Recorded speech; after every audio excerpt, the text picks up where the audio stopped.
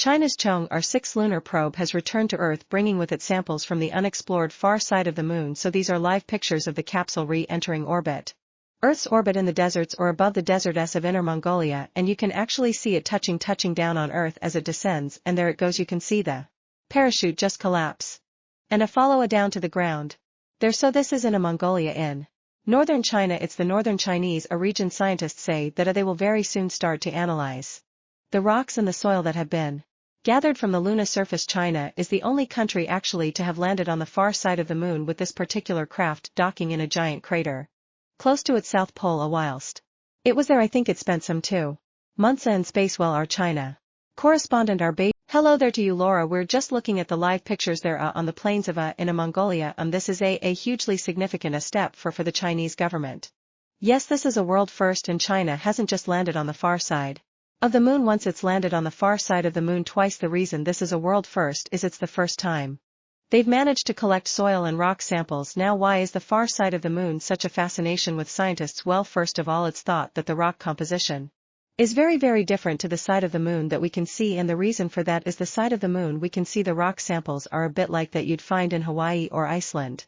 They're volcanic in nature, but scientists just don't know what kind of rock samples they'll see on the far side of the Moon. The other reason the far side of the Moon is of real interest is because it's very difficult to get there. Now, China launched a special satellite to allow T to communicate with the far side of the Moon. Because it faces away from Earth, it means that space centers here on Earth cannot communicate with the craft when it goes around that side of the Moon. So what China did was launch a satellite at that time to ensure that it could communicate. The third thing that China was able to do was use that robotic arm and collect those raw rock and soil samples and enable it to put that back on the craft. And as you see, they've just landed on Earth, and scientists will be able to research those samples. This is a major step forward for China in its space ambitions. President Xi has described it as a Chinese dream, and scientists will be able to research those samples. This is a major step forward for China in its space ambitions. President Xi has described it as a Chinese dream. And China, Laura, it's it's often referred to as the dark side, but it's not dark, is it? I mean, it gets its full share of light. But do we know why they chose the South Pole to land?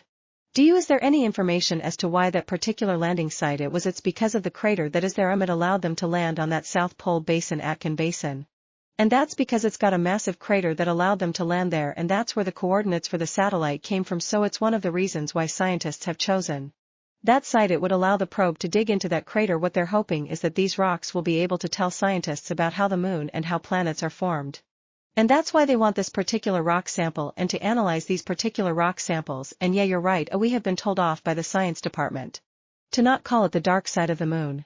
It's the far side of the Moon. And but when it comes to what we see, that's probably why people at home are going, oh, it is the dark side of the Moon. Okay, Laura, thank you very much indeed. Thank you.